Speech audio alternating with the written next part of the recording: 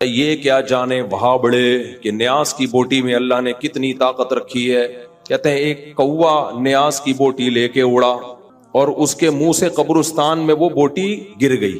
جب قبرستان میں گری ہے تو جتنے مردے تھے اللہ نے سب کی بخشش کر دی. ابھی نا ایک دن افطاری پہ 4-5 دن پہلے ایک صاحب مجھ سے ملے, بڑے مل رہے تھے, یہ وہ کہنے لگے بھائی میں گرین چینل ہوں, میں آپ کو نہیں مانتا لیکن بار بار آپ کے بیان سنتا ہوں. میں نے کہا چلو یار چینل ویلے چھوڑو, ابھی پکوڑے کھاؤ کیا آتے ہیں. خیر اچھے عزت سے کہتے ہیں لیکن میں ایک فلاں مولوی کو سنتا تھا تو مجھے بڑا دھچکا لگا ہے. کہتے ہیں یار وہ کرامتوں کے واقعات بتاتے تھے, میں سنتا تھا. ایک دن انہوں نے ایسا کہا, میں نے کہا یہ کچھ زیادہ ہو گئی ہے. میں نے کہا کیا کہہ رہے؟ وہ بتا رہے ہیں کہ بھائی غوث اعظم کا دھوبی جب قبر میں گیا تو دھوبی سے فرشتوں نے آ کے سوال پوچھا.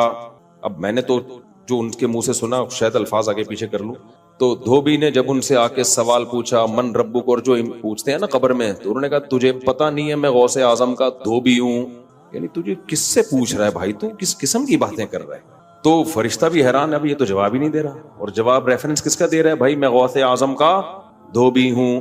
تو پھر پوچھا غوث اعظم کال ملائی ہوگی یا کیا کیا ہوگا, بھائی آپ کا بندہ ہے. تو انہوں نے کہا وہ تجھے شرم نہیں آتی, میرا بندہ آیا ہوا ہے تو اس سے کیا پوچھ رہا ہے, سوالات پوچھ رہا ہے. تو یہ جو آیت ہے نا یا ایھا الذین آمنوا اتقوا اللہ وابتغوا الیہ الوسیلہ, اے ایمان والو اللہ سے ڈرو اور اللہ تک پہنچنے کا وسیلہ تلاش کرو. تو یہ لوگ کہتے ہیں دیکھو اللہ تو خود کہہ رہے ڈائریکٹ نہیں پہنچ سکتے, بیچ میں وسیلہ لانا پڑے گا. تو یہاں وسیلے کا جو مفسرین مطلب بیان کرتے ہیں صدیوں سے, وہ کیا ہے؟ وسیلے کا مطلب اللہ کا قرب حاصل کرنے کے لیے کچھ کرنا پڑے گا, تمہیں اعمال کو ذریعہ بنانا پڑے گا. جیسے آپ کسی سے محبت کا دعویٰ کرتے ہیں, وہ کہتا ہے بھائی اس کا تمہارے پاس کیا دلیل ہے کہ تم واقعی مجھ سے محبت کرتے ہو؟ تو آپ اپنا عمل پیش کرتے ہیں, عمل کو ذریعہ بناتے ہیں. تو یہاں قرآن کہہ رہا ہے اللہ تک پہنچنے کا وسیلہ یعنی عمل. تو عمل کا وسیلہ تو جائز ہے بھائی, بلکہ آگے قرآن کیا کہہ رہا ہے وجاہدوا فی سبیلہ, اللہ کے راستے میں جہاد کرو. تو یہ جہاد ہے وسیلہ. سمجھ میں آ رہی بات؟ جیسے ہم اللہ سے دعا مانگتے ہیں, یہ دعا بھی ایک عمل ہے نا اللہ تک پہنچنے کا, تو یہ دعا بھی ایک وسیلہ ہے. اب کوئی یہ کہے کہ دعا کو اللہ اور بندے کے درمیان وسیلہ کیوں بنا رہے ہو؟ بھائی یہ وسیلہ اور ہے اور آپ جس وسیلے کی بات کرتے ہو وہ اور ہے.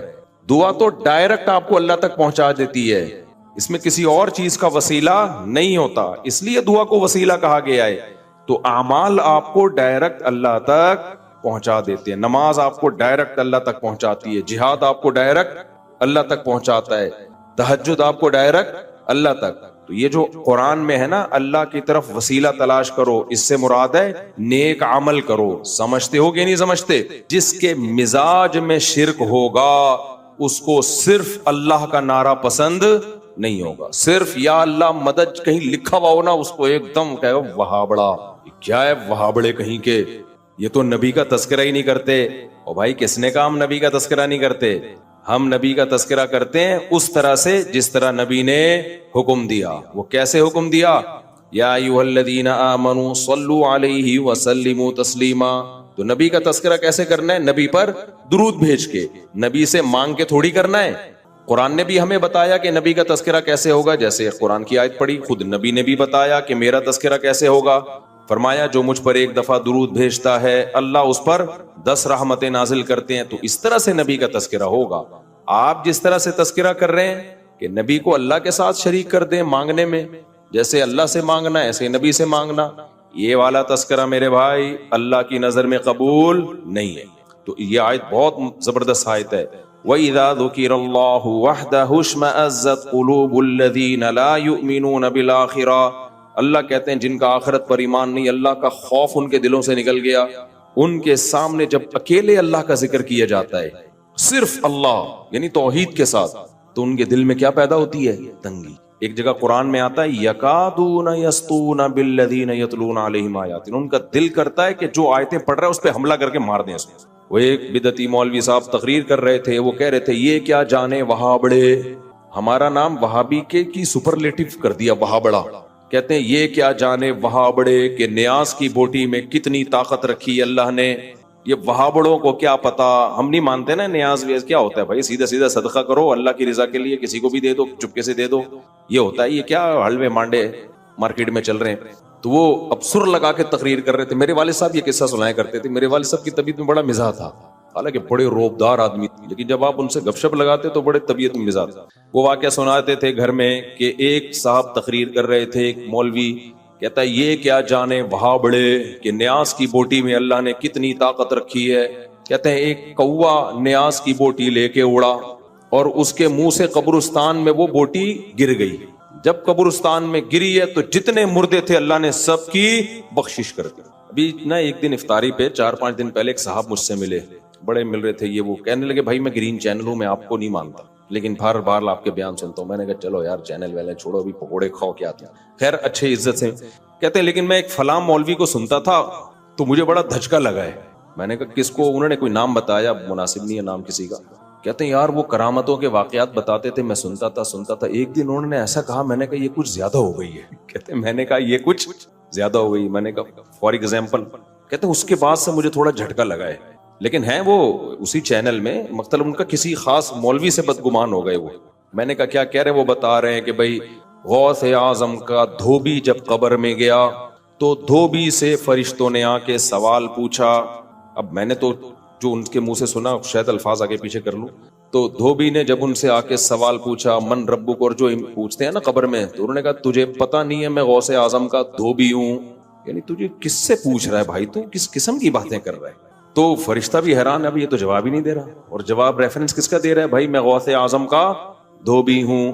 تو پھر پوچھا غوث اعظم کال ملائی ہوگی یا کیا کیا ہوگا, بھائی آپ کا بندہ ہے. تو انہوں نے کہا وہ تجھے شرم نہیں آتی, میرا بندہ آیا ہوا ہے, تو اس سے کیا پوچھ رہا ہے؟ سوالات پوچھ رہا ہے.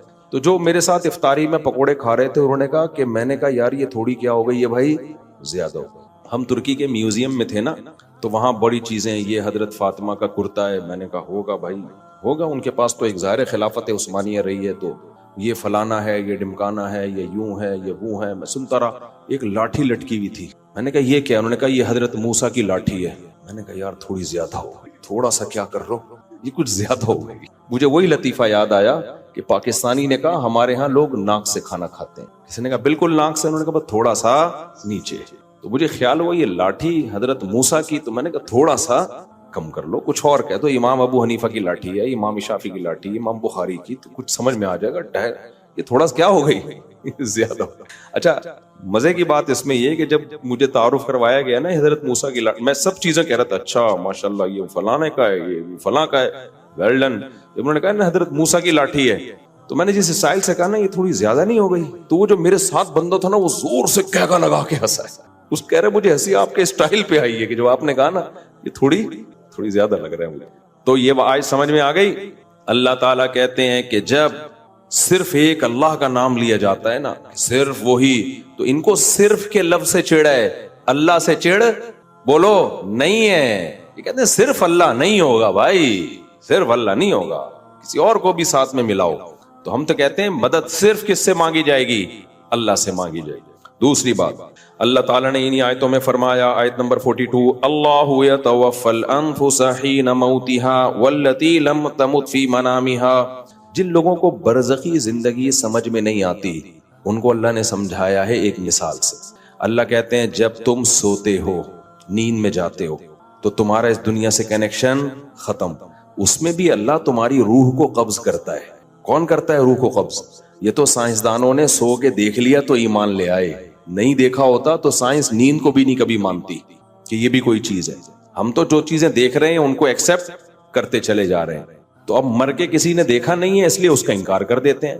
تو اللہ کہتے ہیں جیسے نیند میں تمہاری روح اللہ قبض کر لیتا ہے, تو ایسے ہی سوتے میں بھی تمہاری روح قبض ہوتی ہے. نہ نیند میں فنا ہوتے ہو, نہ موت کے بعد فنا ہوتے ہو. سارا کھیل کس کا ہے؟ روح کا کھیل ہے یہ. فَيُمْسِكُ الَّتِي قَضَى عَلَيْهَا الْمَوْتِ. جب نیند میں تمہاری روح اللہ کھینچ لیتا ہے تو جس کو زندہ کرنا ہوتا ہے دوبارہ روح لوٹا دیتا ہے, مڑ جاتے ہیں. جس کو موت دینی ہوتی ہے اس کی روح کو روک لیتا ہے. کتنے لوگ سوتے میں مر جاتے ہیں نا, اس کی روح کو کھینچ لیتا ہے.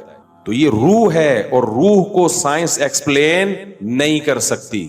آپ کو پتا ہے کچھ چیزوں کو ایکسپلین کیا جا ہی نہیں سکتا, وہاں انسان ہتھیار ڈال دیتا ہے. جیسے آپ دماغ کو سمجھنے کی کوشش کریں گے تو سائنسدان یہ کہتے ہیں پاسبل ہی نہیں ہے، کیونکہ دماغ کو آپ سمجھیں گے دماغ سے ہی، تو اس کے لیے کوئی آپ کے دماغ سے اوپر کا دماغ ہوگا جو آپ کے دماغ کو پڑھے گا، پھر آپ سمجھ پائیں گے. اور اوپر کا دماغ، اوپر سے مراد ہمارے مینٹل لیول سے اوپر کسی کا مینٹل لیول ہوگا تو وہ سمجھے گا، وہ اللہ ہی سمجھ سکتا ہے.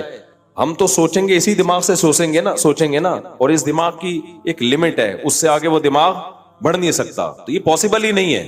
سمجھتا ہو کہ نہیں سمجھتے ہو؟ تو اسی طرح سے روح کا بالکلیہ سمجھنا یہ کسی کے لیے ممکن ہے ہی نہیں، اور روح ہی حیات ہے. لہذا حیات کو حقیقی معنی میں سائنس ایکسپلین کر ہی نہیں سکتی.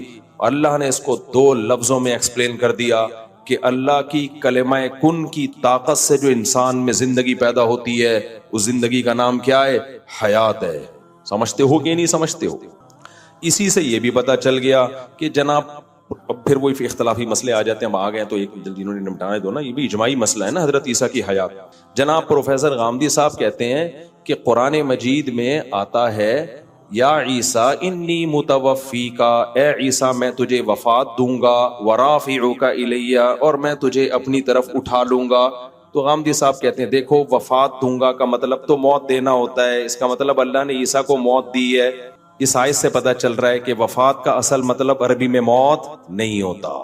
موت کے معنی میں یہ لفظ استعمال ہوا تو ہے، لیکن اس کا اصل مقصد موت نہیں ہے. اگر موت ہوتا تو دیکھو، اللہ یتوفی الانفس، اللہ روحوں کو کھینچ لیتا ہے، حین موتھا، ان نفس کی موت کے وقت. اب یتوفا کا معنی اگر موت دینا ہوتا تو کیا مطلب اللہ روحوں کو موت دے دیتا ہے انسان کے موت کے وقت؟ یہ مطلب ہوتا. اللہ تو کہہ رہے ہیں جب تمہاری موت کا وقت آتا ہے میں روح کو یتوفا وصول کر لیتا ہوں. یہاں موت ترجمہ کسی بھی صورت میں ہوتا ہی بن ہی نہیں سکتا. دیکھو توفا کا لفظ نکلا ہے وفا سے. اردو میں وفا کسے کہتے ہیں؟ پورا پورا چکا دینا، اسی کو کہتے ہیں نا وفا. یہ جو خشک موضوعات ہوتے ہیں میں ترنم سے اس لیے پڑھتا ہوں تاکہ سمجھ میں آ جائے، آرام سے، پیچیدگی میں نہ جائے. کہتے ہیں نا فلاں نے وفا کی ہے میرے ساتھ، کیا مطلب؟ میں نے قربانی دی تھی، اس نے اس قربانی کا پورا پورا بدلہ چکایا. وفا پورا پورا کسی کو کوئی چیز دے دینا، اور توفا باب تفعل میں پورا پورا وصول کر لینا.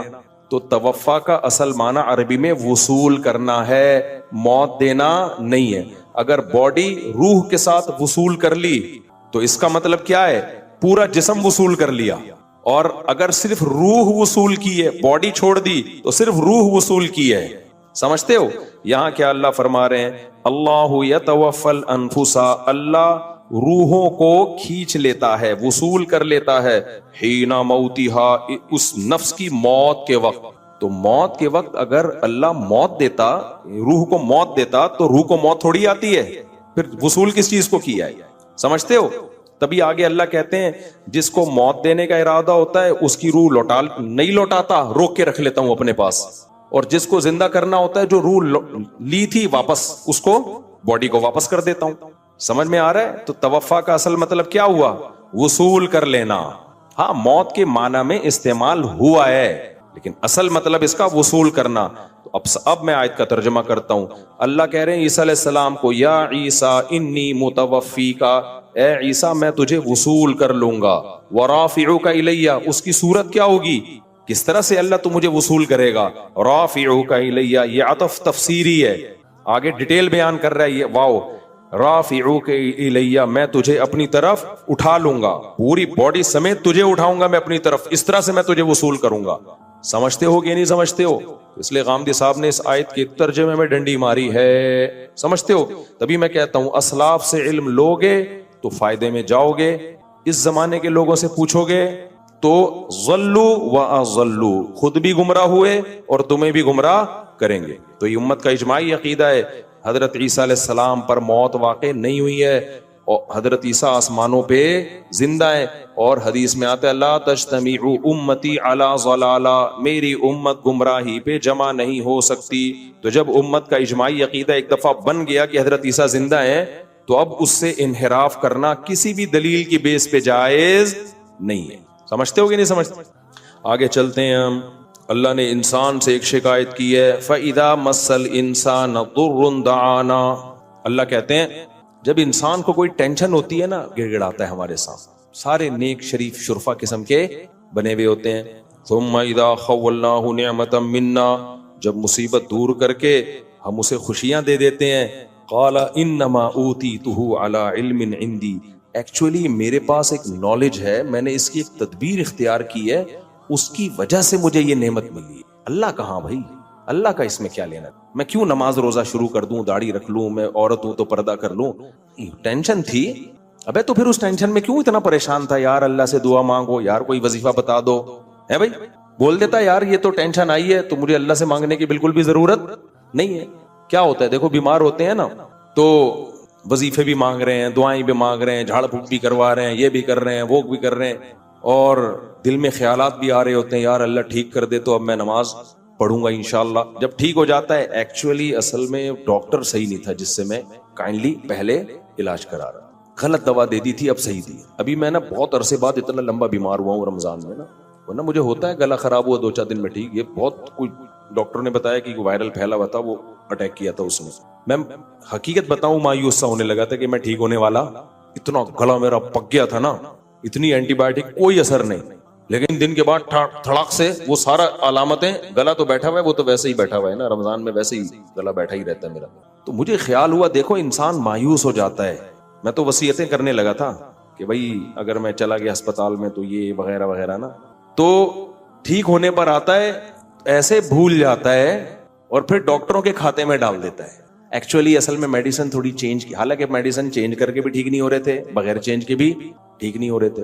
تو میں نہیں کہہ رہا کہ ڈاکٹر کا اس میں دخل نہیں ہوتا بھائی, ڈاکٹر کی دوا اگر آپ کو لگتی ہے تو اس میں بھی کس کے ارادے کا دخل ہوتا ہے, اللہ کے ارادے. کتنے لوگ ہیں اچھے بھلے تھے, ڈاکٹر کے پاس علاج کے لیے گئے, ٹیکا لگا کے بندہ ہی مار دیا ڈاکٹر نے, پھر ڈاکٹر آرام سے کہہ دیتے ایکچولی سائیڈ افیکٹ. ایکچولی اصل میں تو وہ 100 میں 1 کو سائیڈ افیکٹ ہو جاتا ہے, اس کا ری ایکشن ہوتا ہے, تو یہ انجیکشن نے ری ایکٹ کر دیا اصل میں. بھائی کچھ بھی کیا, موت زندگی کس کے ہاتھ میں ہے, اللہ کے. تبھی تو ابراہیم علیہ السلام نے فرمایا وَإِذَا مَرِضْتُ فَهُوَ يَشْفِينِ, میں جب بیمار ہوتا ہوں تو مجھے شفا کون دیتا ہے, اللہ. تو بھائی ہم ملحد نہیں ہیں, ہم مادہ پرست نہیں ہیں کہ ہر چیز اسباب کے کھاتے میں ڈال دیں. ہم کس پر ایمان رکھتے ہیں, اللہ پر. اسباب میں جان ڈالنا بھی اللہ کا کام, اسباب سے جان نکالنا بھی کس کا کام, اللہ کا کام. تو اللہ کہتے ہیں انسانوں میں بہت سے ایسے ہیں ٹینشنوں میں آتے ہیں, او ہو بھائی اللہ اللہ ہی لگا ہوا ہے, جب ٹھیک ہو گئے تو پھر یہ پہلے تو دعا مانگ رہے ہوتے ہیں, اللہ نے کی, اللہ تو ٹھیک کر دے, اللہ تو ٹھیک کر دے. جب ٹھیک ہو گیا تو پھر یہ نہیں کہہ رہے اللہ نے ٹھیک کیا, کہہ رہے ہیں وہ اصل میں نے وہ دماغ اپنا استعمال کیا. تیرے بھائی کے پاس دماغ تو تجھے پتا ہے بہترین دماغ, تیرے بھائی کے پاس تجھے پتا ہے دماغ کیا ہے, بہترین دماغ ہے, اور پھر قابلیت بھی ہے. جیسے غربت میں جب غریب تھے تو پیسہ نہیں تھا, رو رہے تھے, دعائیں مانگ رہے تھے, پیسہ آ گیا, مائنڈ ہے یار, مائنڈ ہے. یہ جو لوگ غریب ہیں نا یہ اپنی نااہلی سے غریب ہیں. ان لوگوں کے پاس میرے جیسا دماغ ہوتا, میرے جیسی صلاحیت ہوتی, نوٹ چھاپنے کی مشینیں بنتے ہی. کمبختوں کو پیسہ کمانا آتا ہی نہیں ہے, پوچھتے بھی نہیں ہے, مجھ سے مشورہ بھی نہیں لیتے.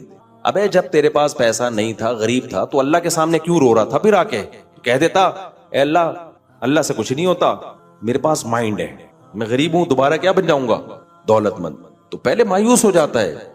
تو اللہ نے ہمیں بتایا کہ ٹینشن میں مایوس مت ہونا, جب ٹینشن ہے وہ بھی اللہ نے دی, ٹینشن دور بھی کون کرے گا, اللہ کرے گا. تو پریشانیوں میں مایوس نہیں ہونا, خوشیوں میں اترانا نہیں ہے.